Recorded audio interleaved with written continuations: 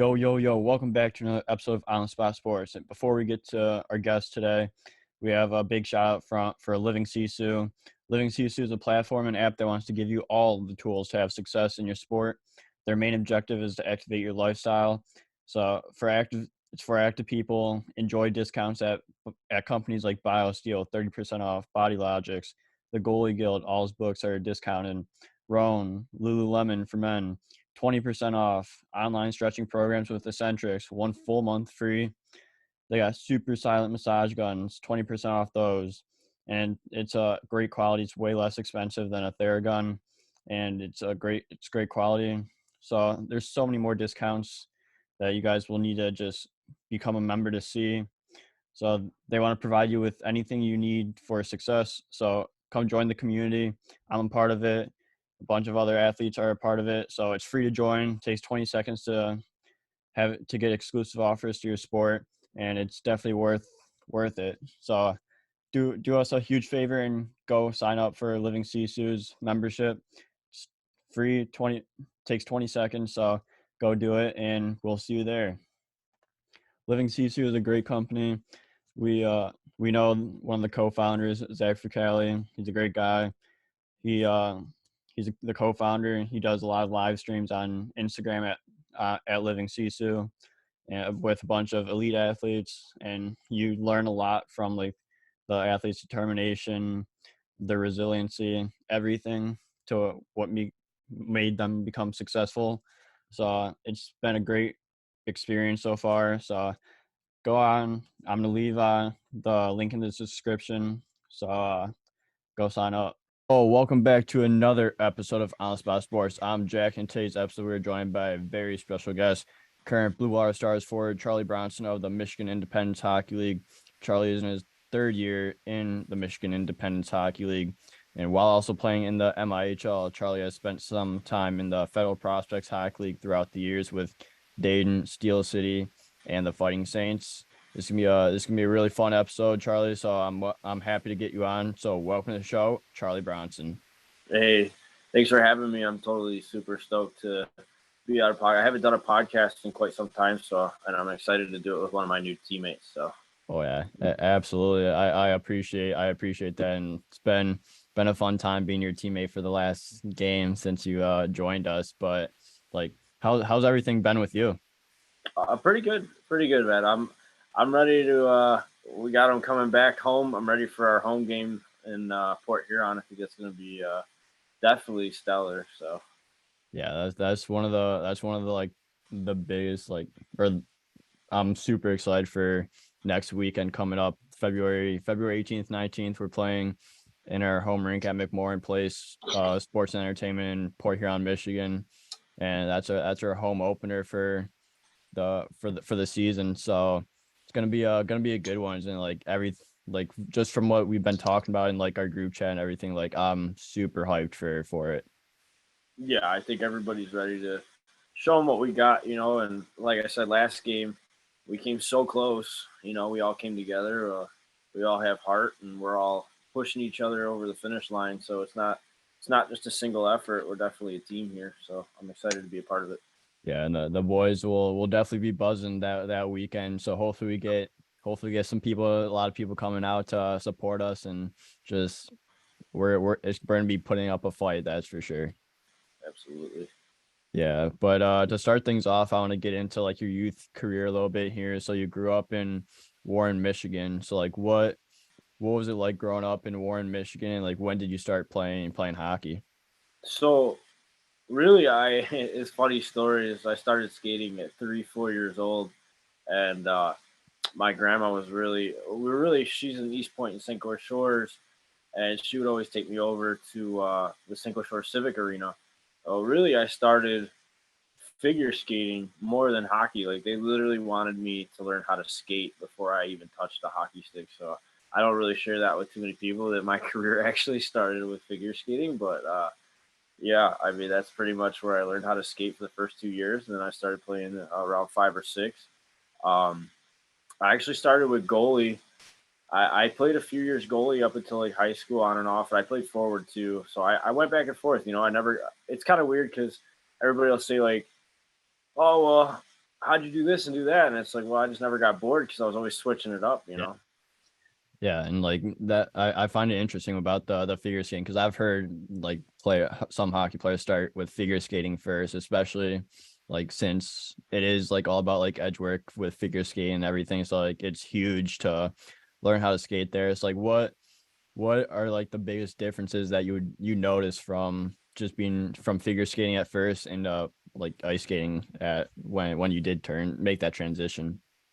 Um, I mean, I think if you watch how I play, even now, how unorthodox I am with the way I skate, like forwards and backwards on my edges, and like I really do feel like the wheels that I do have when I turn them on are specifically to being knowledgeable in figure skating, you know, and being taught by the great women of the St. Croix Shores figure skating club over there. So, How long did you figure skate for? so I would say I think it was from like when I was 3 to 4. So I was real young until maybe 6 or 7, but it was never like I did any shows or anything. I was just strictly skating with practice, like doing circles. You know, I never really did any twists or anything like that. I just strictly did backwards skating, backwards crossovers, like just everything that I would have been implementing into hockey anyway. So really, it wasn't any big difference for me. You know. Yeah, yeah. So like what do you learn in situations like that? Like we talked about edge work, but like what are some other things that like helped you, especially in the game of hockey with like just learning to figure skate and like we talked about edges, but like what else is there that you learned? I mean, typically just different ways to stop. I mean, sometimes I just toe in, like different ways of doing things that you try and incorporate into your game. You know, it's been pretty basic. You know, I really didn't get too deep into it, but I can definitely say that I learned some pretty good techniques of stopping and starts just from skating with them. You know. Yeah, that's great. And you talked about your unorthodox way of like skating. So like, do you think that throws some players off when they're trying to defend you when you're just able to use those edges a little bit more because of the figure skating, or just skating backwards or forwards? I think so. I believe so. Like there's been a couple of times where they've come at me like that. Even in the last game, there was 2 3 guys trying to get it off me. I one leg swing around. That's a little bit of a figure skating move, I guess. I don't want to admit that, but yeah, that's funny. I would I would say yeah, my skating skills are my best attribute for sure. Not so much stick handling anymore, but yeah, Hey, I still got skating it. is the most important there, and you're getting away from guys, so that's the most important part. That's it. I wish I could have buried, but there's always the next game. Oh yeah, oh yeah, that's for sure. But like you talked about playing forward and playing goalie throughout your youth ages until high school. So what made you like fall in love with playing goalie at first and then making that transition over to forward?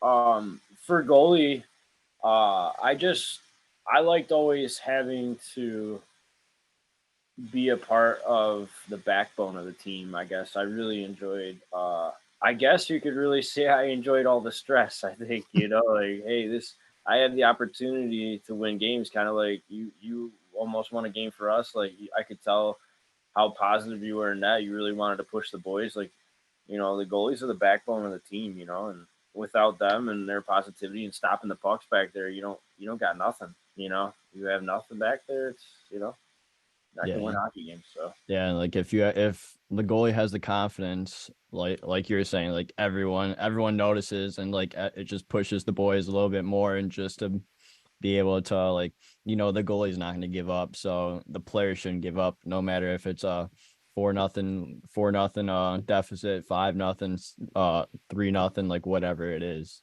yeah, you just never give up, and you always push the boys. And you know, as a goalie, yeah, you catch some heat, here Yeah, and there, but it's a great experience too because when you win the game, it's like you're pretty much 60 to 70% of that win. Really, you're the yeah, one keeping all the pucks out. So yeah. So like what made you fully commit to going forward throughout or at the high school level instead of just following your path as a goalie?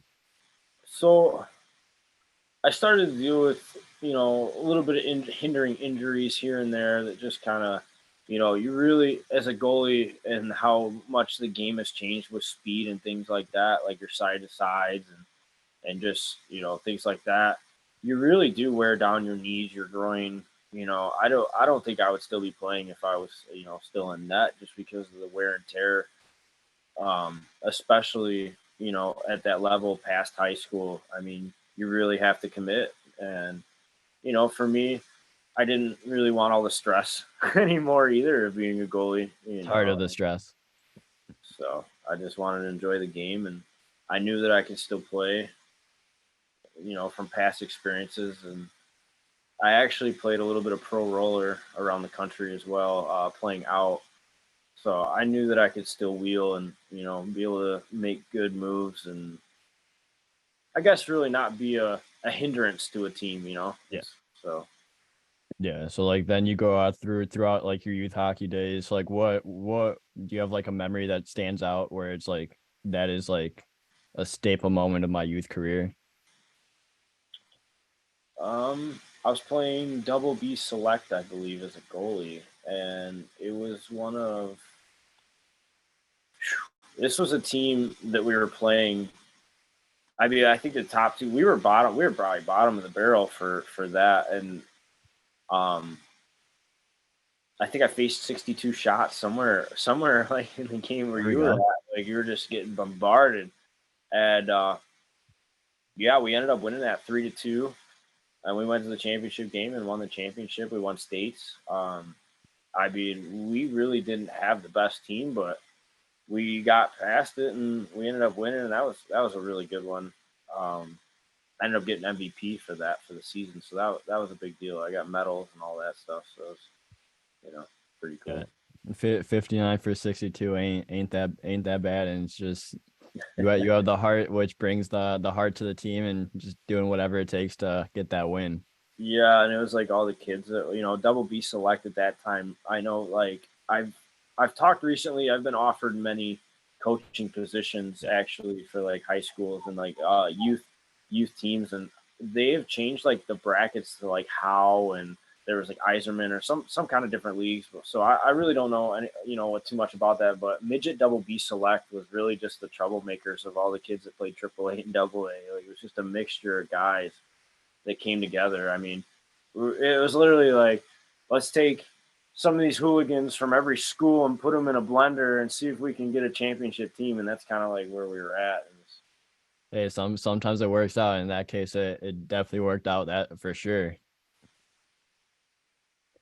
So, But yeah, but then you go into your high school days after the youth hockey days. Like what was high school hockey like for you? so high school hockey was it was pretty good. I went to De La Salle, as an all men's school here that had a great hockey program. I ended up playing a year there. I didn't make it the full year actually because I had academic issues. Um, so I ended up going to a public school that just started a team. It was three schools put together, so it was a pretty big tryout. And I ended up playing goalie for that. I ended up being the starter. We did JV and a year of varsity, and we didn't go too far. We had a good team. Um, I know that the varsity team the year before I joined actually won the championship. So we we had a little bit of a rift there once they all graduated and things like that. We just couldn't keep it the same as the championship team, so we kind of caught some heat for that. But we gave it our best. But yeah, we didn't come in anywhere near that. So, but that was nothing too much to highlight for high school, I suppose. Yeah, it's a tough role to like close when everyone graduates and you're just The championship, you're yeah, the you're young just guns. restarting and getting like all the new young guns like you said, and you just got to build it from there.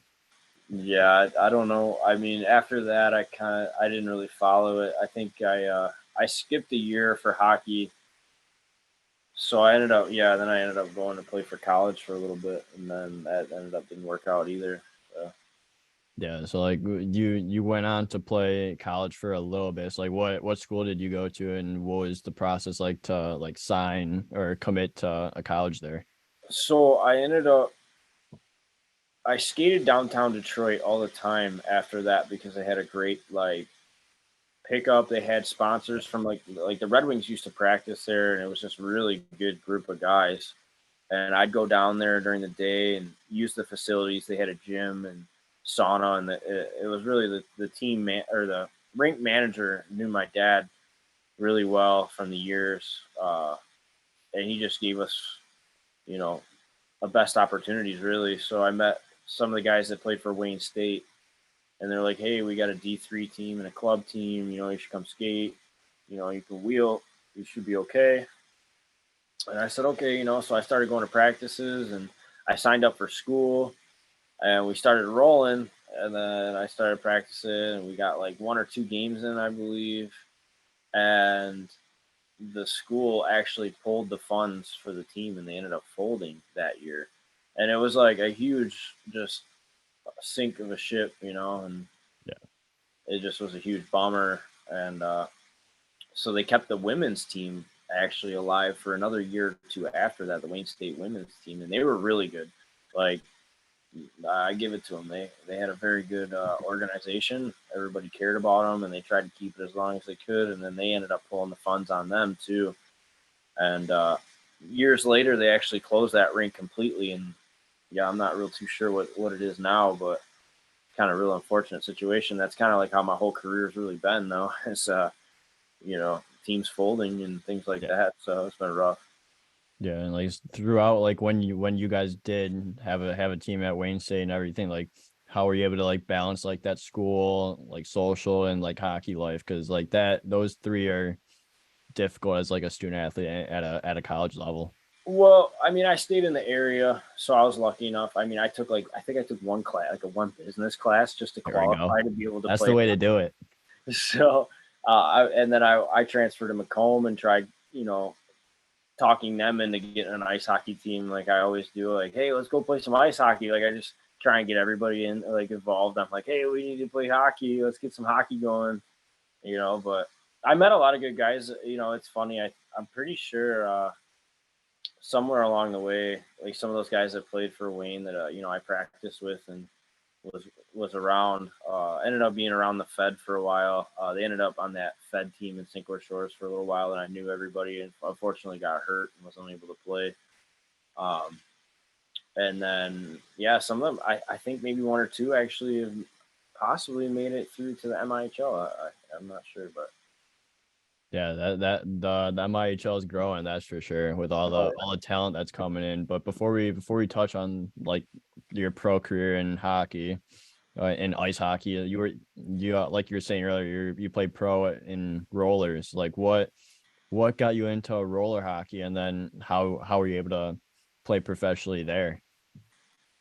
so in between like high school and college, I was pretty banged up from just playing that.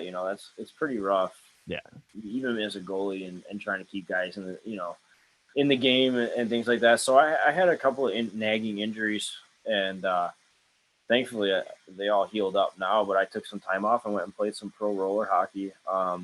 It was based out of Rochester, and it was full check.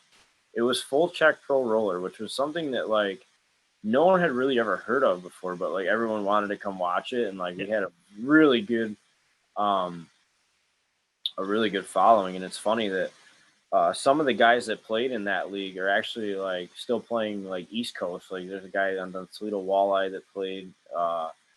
There's some guys that really Hawkins? played.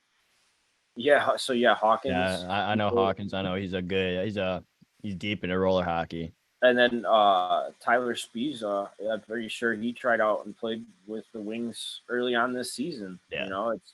And the hockey community, regardless, is so small when you really think about it because everybody knows each other and things like that. But yeah, I mean, So I played with a bunch of guys. I didn't specifically play with those two guys. I think they had two different teams. They had like a pro and then a pro minor, and I was on the pro minor team. But it's kind of ridiculous to think about playing roller hockey professionally, checking with no upper, like no pads, really. Like you're just hitting roadblocks as soon as you went down. But it was a great time, man. And I definitely don't regret any of the time that I spent playing pro roller. I got to travel the country and see a lot of states and a lot of great people too. It was a lot of fun. There was never really any big issues.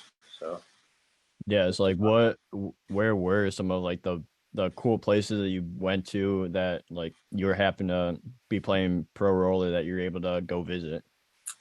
so specifically, I remember one of the arenas was in St. Louis. That one was really great.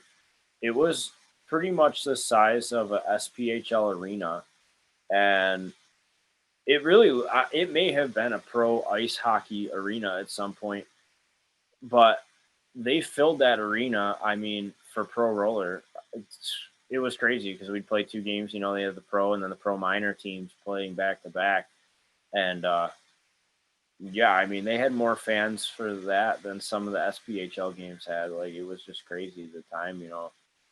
So many. It feels like a lifetime ago, but yeah, to have that many fans for a roller hockey game is really unheard of. And I don't want to like sound like I'm putting roller hockey down as a sport, but it was crazy to see that many people out there enjoying it. And I know that at the time there was two St. Louis Blues players because it was like a couple months after their season, they were out there playing. So, you know, it's good to see that, the crowds enjoy hockey itself, That's really what it's all about. Yeah, and like especially now, like you see like pro ice hockey players like over the summer, like Hawkins and Spezia, and they're still killing it at roller hockey like during the off season. Like I feel like you don't even have to like be on the ice like throughout the off season since you're playing roller. Like sure there's some things that translate and don't translate, but like you'll still find yourself right back to where you were before the season even ended because of still being around the game. It's like what is like the biggest like transitions between roller hockey and then ice hockey? I'd say the stopping and how light the puck is. I honestly don't think I've played roller hockey in probably 6, 7 years. Um, I just don't really enjoy it as much. I guess you could say I think it's kind of changed into like a costume party, if you say. It's really just not as exciting as it was. I think that's because I'm not sure that it's because they canceled Pro Beach Roller, but like it's just like the fan base just isn't there for some reason. I don't know. I'm not really sure what caused that, but it's just not the same. Like I know ESPN and ESPN2 used to have all the pro beach hockey, pro roller, and people would be excited to see that and want to be a part of it. And you just don't really see that anymore. I Yeah, don't know. yeah, and like it's interesting because like you do see like all these like different roller events and everything going, and like you would want to see it on TV and like or like have it on be on ESPN like you said, but like like maybe with more coverage like the sport will grow because a lot of players do play it over the summer that play in the fall and the winter, so maybe it grows from there. I'd be like I said, even if you were on like the NHL channel in the summertime Yeah, and you turn it on and you're like, you see an outdoor game in Florida, you see an outdoor roller hockey game in Florida or something like that. Okay, yeah, I'm gonna sit here and watch that. Like that's pretty cool. Like they're outside in the sun enjoying themselves. Like you want to see positive, even if it was indoor. I mean, either way, I mean it'd be cool to see, a lot of goals. I yeah. mean, it's just I don't think there's any coverage for it, but Yeah, you just want to see hockey in the summer, no matter what kind of no matter yeah, what kind it exactly, is. exactly. I'd rather not watch golf. Yeah, but then you go on. Let's move on to your pro career, your pro ice hockey career a little bit here. So you spent time in the Federal Prospects Hockey League with Steel City, Dayton, and the Fighting Saints. Like, what was your experience like in the Fed and just all the like throughout the different teams that you played on, the different places that you've seen? Um, so yeah, I started in Dayton, and I stayed there for a little bit. I was there for a couple weeks. They were really interested in me. I got to skate with the team. I made it through all the tryouts and everything, and they liked what they saw. And but the problem is they had a championship team that year, and they weren't really willing to drop anybody. So I was kind of just waiting, but I was staying there at the Yeah, time.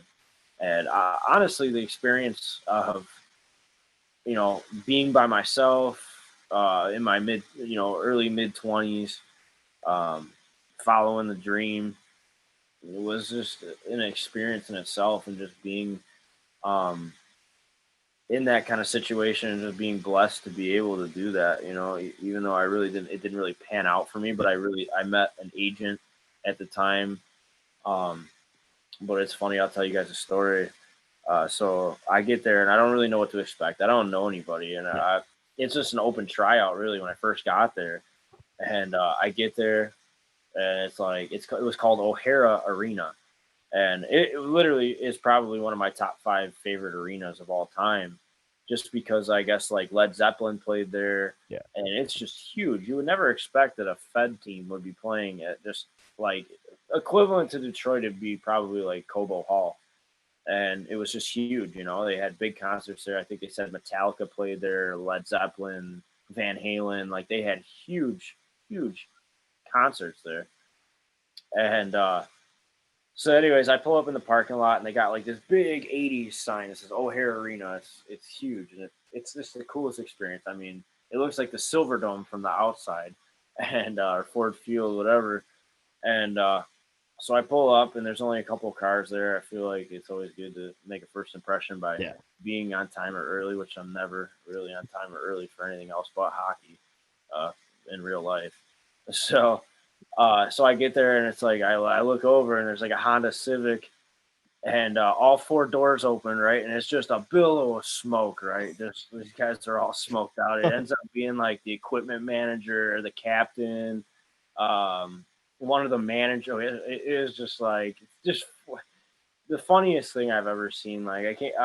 I'm just a young kid, like driving by himself 4 or 5 hours away, and I see these guys That's the smoking first out. thing you see. It's just the first thing I see is like these guys just getting blown out, walking into the arena, getting ready for some pro hockey, and I'm just like, oh man, what did I get myself into? This is awesome. Like, and then just walking around the rink, and it's just like all the lights are off, and it's just huge. You're walking around a huge arena, and it's just the feeling of being there, and just being able to even just be there. Yeah, Just there's nothing really like just walking into your first building pro experience and just being able to take it all in, like just be like, wow, like I actually made it, and like I'm actually here, and like this isn't like just a fun sport that I'm playing for fun. It's like a job now, and that I'm playing for fun. yeah, like I mean, so I stretch out, and I get dressed, and I come out, and you wouldn't believe there's 100 to 200 people watching this tryout. I mean, there's a lot of fans. There's professional photographers, and I remember specifically after the skate coming down the tunnel, and the fans and the little kids, and there's a couple handicapped kids. I remember that I stopped and like took a picture with them, and I made sure that their experience was as good as mine. That no one is any different. I had to work to get there, and I enjoyed every minute of it. Yeah, and you remember when you're a kid in those places too, where you want to meet the players and everything, and then The Detroit you're Vipers. there and you have the opportunity to, you just want to give back. Yeah, the Detroit Vipers, and I think it was the Fraser Falcons. Those are the Yeah, guys I grew up watching, and I loved every minute of that too. So, yeah, and like it's just that's what makes everything like worth it and everything. Like obviously like playing the game, but like just being able to give back and just be like in like to see like the fans' perspective as you saw it when you were a kid watching the game and watching all your favorite players, and now some little kids like you're their fan now. Yeah, like even after our game in Muskegon last weekend, like there were 7 or 8 little kids. You know, I make sure that I bump hands with everybody Yeah. that's in there, no matter what. Like they're the whole reason that we even get to play hockey. Really, at the end of the day, I mean, who wants to show up to a rink with 5 people? You got to make sure you make you want people to come back and see you. You want to be a good sport. So. Yeah, exactly. I do the same thing. Just any kid I see, just give knuckles to, no matter That's what. it. That's it every time, no matter what. Oh yeah, absolutely. But then you went to Steel City, and then with the So Fighting Saints as well, right? so I believe that I picked up an agent in Dayton. They it's funny they compared me to Dan Cleary at the time because What a name. I had I had the red Dayton gear. They actually hooked me up because I took a slap shot off my foot actually, and the guy shattered my skate and didn't break my Oh, foot. And everyone was like, "Whoa, I don't even know how you came out of that unscathed." The guy was like 6'7", just a monster at the time. I really wish I could remember his name because he ended up going places too. I think he went overseas, but I ended up blocking one from him off the point, and they went and got me some skates, and I had some sticks and a helmet, and I stuck around for a minute there. I didn't end up. I played in 2 exhibition games, which was it was a dream come true for me anyway. Just to yeah. be able to say, "Hey, man, I'm here for some games." I mean, there was probably 500-600 people there, and I ended up finding out that O'Hare Arena was actually where Wayne Gretzky scored his first professional goal. Wow. So that was pretty cool, and I was super bummed to hear that it got hit by a tornado. I think 2-3 years ago, and it's completely demolished now. So Yeah, that's unfortunate, but that's a pretty cool fact that Gretzky scored his first pro goal there, and you were able to play in that barn and just be within history there. yeah, yeah, that's yeah, it is pretty cool. I think about that quite often. So. Yeah, that's unreal. So like what have been some of the biggest things that you learned from your time in the Fed that you took into the mill now? So yeah, I got an agent, and she ended up taking me to Pittsburgh. So ended up staying there for a while, and I don't ever really dog anybody that's owned or any that's actually tried to let other people Yeah. play hockey too. But the situation wasn't that great. I ended up playing there for a little bit, and I ended up packing my stuff up because I was living in a hotel at the time, and you know thankfully, I ended up getting paid. They paid for the hotel, so I have no complaints. A lot of people will be like, "Oh man, it Yeah. was like the worst situation Yeah. ever," and this and that. And it's like, well, it wasn't. It wasn't terrible because I had somewhere to stay. I was playing hockey. Granted, I went to Pittsburgh and like they absolutely just hated me there. My own teammates hated me because I was from Detroit, and that's like when Detroit and Pittsburgh Penguins had like that big ordeal going on, the big Yeah. rivalry, and I'd get put through the glass by our own team in in my own practices and stuff. And I played there for a minute, and then I ended up in the middle of the night, like just I think I had a Subway gift card or something, and I was like eating Subway, and just it was horrible, man. I didn't have a kitchen or anything, so I'm like eating fast food, and I'm just not feeling good because I am normally a healthy eater. Yeah. So I ended up just packing my stuff up, and I went home, and they had a game that following day, and they're calling me. They're just calling me and calling me, and they're like, "Hey, like, why aren't you at the game? Like, why aren't you here?" And I said, "Oh, I'm back in Detroit." I'll never forget. I heard like papers scrambling and all this. Somebody turns around and says, "Oh, he's back in Michigan." And I was like, "Yeah, I think I'm gonna take a break." So I think I ended up taking a year off just because it was kind of not the best situation. Yeah. I'm just kind of reevaluated hockey in itself and kind of got back on the grind there. And my old travel coach was like, "Hey, they're gonna put a Fed team in your hometown in Cinco Shores," and I was like, "Oh, no way." And the other guy that I skated with, he's like, "Yeah, I think you'd be in if you want to be." And So I was like, all right, I went through the tryouts there, made it, and we ended up getting into it. And I can't remember if it was exhibition or if it was the final team camp. It's been some years, but I took a nasty elbow to the temple and Oh, I got knocked out. I had a really bad concussion that put me out for a year, and that was kind of the end of that.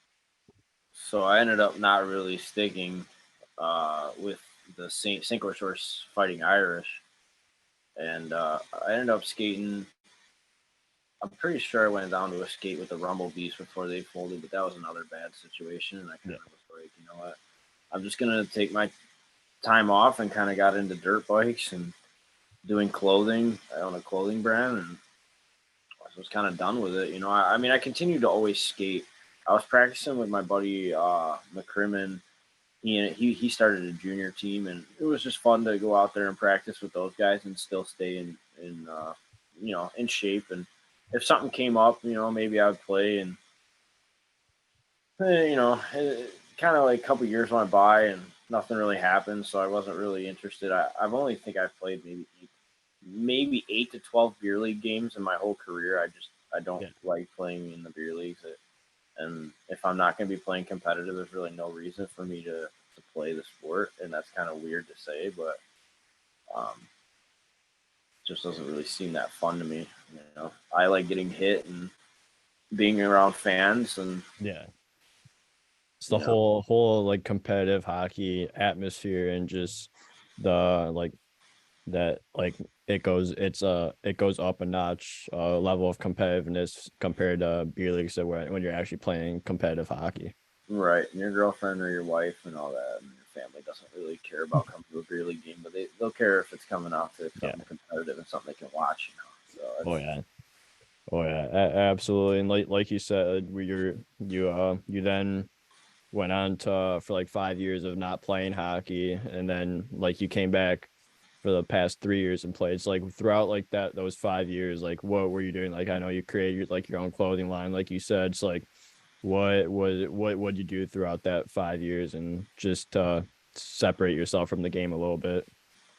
well, I don't think I really separated myself because I always did skate like the pro skates. There's Yeah, during the week. I always stayed with that. I think I've been playing with those guys. For 7, 8 years, and it's super competitive. It's guys from AHL, there's ex NHLers. yeah, So I mean, I never really stopped playing the game of hockey. I just kind of stopped being on a team, I guess you could say. Um, and then I got a call one day, and there's a guy that ended up starting a league, and he ended up having issues and taking off and whatnot. And some of the guys that were still creating teams were like, "Hey, do you think you could be a part of this and do something positive with some of the connections you have and people you've met down the line through hockey, the hockey community?" And I said, "Yeah, I think that you start a working man's league where guys can keep their kids and day jobs and start a competitive league. I think you might have something, and there's that's kind of where we're at now. They started the MIHL, and I've loved every minute of it. I think it's a good league. I mean, nothing's ever perfect, but um, it's not a perfect world. But regardless, they're playing good competitive hockey, and I'm happy to be a part of that now. Yeah, I came back, and like I said, I've been enjoying it ever since. So yeah. So like on your elite prospects, you went from Gaylord your first year with the Gaylord Snow, then you went the past 2 years with Warhawks hockey, and before joining us, the Blue Water Stars. Like like what was the process like to get that to sign or get that in with Gaylord? so man, I believe this is my fourth season in the MIHL. Now that I think about it, I think I've been there since day one, since they started it. So I started in Gaylord because there was 4 teams. Um, I also went out there because I have family. Yeah, My cousins live out there, and I asked them if I could come stay, and that's kind of when COVID was really starting, and my cousins kept getting sick, and they kept getting sick, and I ended up having to stay in a hotel, and it brought back all those memories and my Fed experience, and not wanting to live in a hotel, and it was like, I respectfully told the owners and the organization that I just don't think I can live up here. I don't have a job, and I don't really see myself moving out here from down where I'm at, in Metro Detroit area. Yeah. You know, they understood, so I ended up going to Waterford from Gaylord, and I finished out the season um, in Waterford, and that was a great experience. I played with Skyler, someone that I was practicing with the junior team while I was inactive for that time period, and I met Joe Gibbs, who is now on Waterford. I met one of the guys that Gaylord just signed from that same team, so it's cool. I think we have a guy that was on that team too, Bailey, and McCumber was one of Herman's guys too. So it like I said, it's crazy that throughout the whole state and Midwest, how small the hockey community really is. It's great. And so my experience in Waterford was really good. I like the owner, the former owner. We had a little bit of an issue. We worked out. He's a good guy. And then, I think all the owners really are coming to an agreement that, this could be really successful. So, Yeah, so like throughout like the last since you've been there since day one, and just being able to see the growth and everything of the league, like how awesome is it to just see everything like from where it started to where it is now, where it's very competitive. Like you see teams all the time now picking up guys from like the Fed or the SP, and the talent's just going through the roof now. yeah, it's great. You always want to see things be successful, Yeah, especially something you're passionate about. And hockey, like I said, I've been into hockey since I was like 3, 4 years old. I think everybody that's a part of this really understands that, like, we're getting to be able to play hockey on a semi-pro level, yeah, and still be able to have day jobs, and still be able to have a family. And yeah, we may not make money or make a ton of money or be able to play as many games as we want to play, but really we're still able to play, so that's important. And to see guys that were 3 years ago, I'd ask them to play this, and they say absolutely not. This is just a glorified beer league. Like, this is a waste of time, And it's like, if I came out of retirement for this, I kind of feel like it's gonna go somewhere. And yeah. I have a pretty good read of character and the way things are going. So I was totally down with it day one, and I still am. So yeah. Yeah, and even just from like the start of the year when like we played our first game against Waterford, like I'm pretty sure they have some Fed guys there. Muskegon had a guy. I was looking at his elite prospects. He played like 10 games in the SP so far this year. It's like the talent's there, and like it's just keeping better and better. And like you just see see teams signing Fed SP guys like every week just to increase the competitiveness, and like it's going in the right direction, that's for sure. Oh, I mean, when I was in Gaylord, I got to skate with Landon, and he's now was on the KZoo Wings, and he went up to the AHL. He's on the Wolves or whatever. And then I Yeah, played against him when I went to Waterford, and I think he's one of the most stand up guys that I've met on the yeah, ice. Like, that guy, every play he makes is clean. He doesn't give it anything that he doesn't want to receive. So best of luck to him and his career. But yeah, he's a great guy. So it's good to see that, like, guys that came in this league have also gone to some serious successful places. yeah, yeah, absolutely. And like so like going into this year, like what brought you to us, the Blue Water Stars, and like what has been your experience so far with Blue Water Stars? Um, I ended up leaving a situation that I just felt wasn't a good fit for me anymore. Sometimes you feel that you're not being utilized. That it's time to go, and there's no hard feelings. I you know just don't really feel that you know respectful criticism. I think the situation's a lot better here. in Port Huron. Everybody's got heart. Um, everybody's uplifting. I made a few mistakes to not get the puck out of the zone, and I came back to the bench with my head down, like shit. I really should have got that puck out, and no one even said anything. It was like, hey, go out there, have a better shift the next time. It's an uplifting experience, and you come into the locker room, everyone's quiet for the most part, and we're ready to, for the guys that, the veterans, whether it was, Charles or the coach, or, if they let me have a little bit of a talk, because I am a veteran and I have seen these teams play, and everybody got a chance to talk, and it's really good to see that, you know, props to Skyler for putting a good team Yeah. together, a good group of guys. Yeah, and like that's the like most noticeable thing is that like we have a great group of guys in the locker room and on the ice. Like everyone plays with heart, and you could tell that from that last game against Muskegon that came down from a 4-0 deficit in the third to tie it up and force overtime and then force a shootout. So like just tells everyone what kind of team we are and that it doesn't matter what's gonna happen, we're not gonna give up. Oh, I mean, we were. To be fair, we were looking pretty crusty there in the warm up. I mean, me as well, coming from that drive. I'm like, oh man, we're in trouble, man. These are the two times champions here. They just totally have a good team. I mean, Yeah. there's no doubt about it. Yeah. And we were looking pretty rough there, and I'm glad that we got it. We got it together there. So Yeah, and now we play Muskegon back-to-back games next weekend at home. So I'm personally very much so looking forward to being at home and just seeing what we can do at on home ice when we have home ice advantage.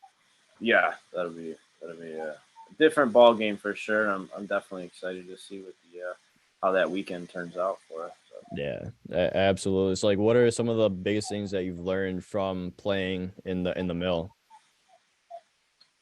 Um, I mean, things I've learned from the MIHL. I mean, basically, it's pretty much you got to build your fan base. Yeah, There's really, I mean, you really like we talked about knuckling kids and things like that, just being a positive role model in itself. You know, um, and basically you're pushing the team too. There's really not like, hey, we don't have a promo office. You know what I'm saying? Like yeah, we're out here as a team promoting it and building it ourselves. You know what I'm saying? yeah, Like you talk to any guys from Waterford and you're like, oh man, that raffle was pretty cool. And they're like, yeah, we all threw a couple bucks in, or we did this and we did that. And it's like we're building this as individuals and as a team. You know what I'm saying? Like yeah, I'll go out and be like, hey, you guys should come to one of my hockey games, or hey, come check out this. It's relatively inexpensive. It's fun. Tickets maybe $5-10. It's good time. We put on a show and there's some T-shirts or whatever it may be. It's real old school, hockey feeling. So I think yeah. that's really the best part of this is just being able to promote it and play some hockey. Yeah, and like I'm doing the same thing. It's just telling everyone from Illinois just come out to a game in Michigan. It's maybe 5 hours from home, but it's definitely worth the time. Yeah, we have to rent out a party bus for them or something. Oh yeah, absolutely. But Bring the whole family and friends, oh right? yeah, That's our crowd, man. Friends and family, and that's the best people you want to be surrounded by, anyway. So everyone that supports you, exactly. And like just to go off like before we wrap things up here, just like the closeness of the hockey world, the like how small the hockey world is crazy. Just because like I know guys that you've skated with that like I've ran into from having on the podcast or just knowing them from playing the game. Like they're from Michigan, I'm in Illinois, so it's just crazy. yeah, yeah. I mean, like I said, I've traveled the country and met so many Yeah. different hockey players, and you meet one hockey player from that area, and then you got like another 20 to 30 people that you could meet off of them that play hockey, and it's funny. Yeah, absolutely. It's the best sport in the world, that's for sure. Oh yeah, absolutely, hands down. Yeah, but to wrap things up here, um, I have one quick question. Like, what are some tips that you'd give for players looking to get to whatever higher level they want? Yeah, a tip for I really it's as far as you want to take it. I Yeah. mean, that's the best part about sports. If you want to, sometimes you'll see me on my Snapchat. I'll be in the gym at midnight. Like I got myself up from a nap, and I went and ate ate some chicken, drank a protein shake, and went and got it in at midnight. And that's just to be able to play in the MIHL and be able to compete. Yeah. You got to stay active with it. And for anybody that wants to do anything in this lifetime, you're the only person that's holding you back is yourself. You put the hours in, good things happen. I think I have a point or two a game this whole season because I've been putting in the time. Like I feel confident that you put the time in now. Like I never really Yeah. followed that. It's like everyone says, "Oh well, you put the time in the gym and this and that, and like eating better and this and that." And it really does help. It really does Yeah. help. And just being in the best mindset possible too, and being in a good situation, and being a positive mental attitude. I mean, you can go anywhere you want with that. You know, the Yeah. world's yours. I love that, especially like the mindset part. Like the mindset part's huge because if you're not in a good situation, you're gonna be feeling down, and it's just not gonna be a place where you want to go play or Well, or that's want like to want to put the work in or anything like that. Yeah, I mean, that's like if you have a day job and you don't like your day job, and it's Yeah. just you wake up and you're already perceived to have a bad day because you don't like the job Yeah. or the people there, and you got to move on. Like you got to make your situation better and just climb the ladder, and you can make it anywhere. Yeah. Just put that work in because once you put that work in, anything's possible. That's it, man. You're young enough and you put the time in. You go to an NHL tryout. There's no one stopping you. I mean, there's open tryouts for almost anything. You Yeah. can contact the East Coast team. You can contact anybody you want. If you're there physically and mentally, you'll get your chance. Oh yeah. Absolutely. Just gotta put your mind to it, and whatever happens, happens. Like just gotta put the work in. That's it. Yeah, but Bronson, thank you again for coming on the show. I really appreciate your time, and I look forward being your teammate the rest of the season and see where we can go with this team. Perfect. Thank you for having me, and thanks for having me on the podcast, man. It's a great time.